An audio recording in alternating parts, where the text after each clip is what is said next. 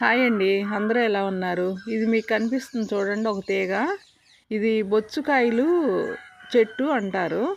ఈ చుట్టూ ఇలా బొచ్చులాగా ఉంది కదా, అందుకని అలా అంటారేమో, నాకు తెలియదు.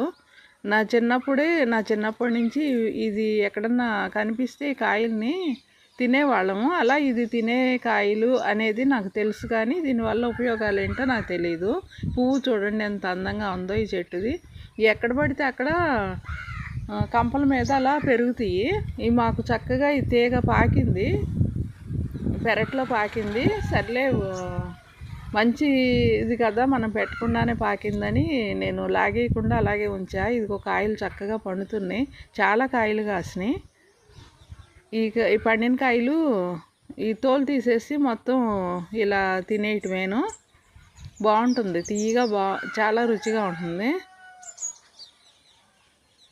ఈ మధ్యనే నేను యూట్యూబ్లో ఒక వీడియో చూసా. అందులో ఈ కాయల గురించి చెప్పారు, చాలా మంచిది, ఉపయోగాలు ఉన్నాయి అని.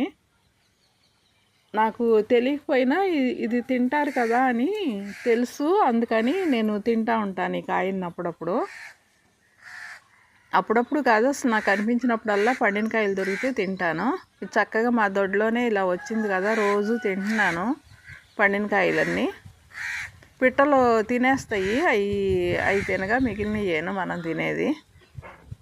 గింజలను అయితే కొరికైతే తిన్నాం, అలాగే మింగేస్తా. అప్పటినే మీకు కూడా దొరికితే తినండి.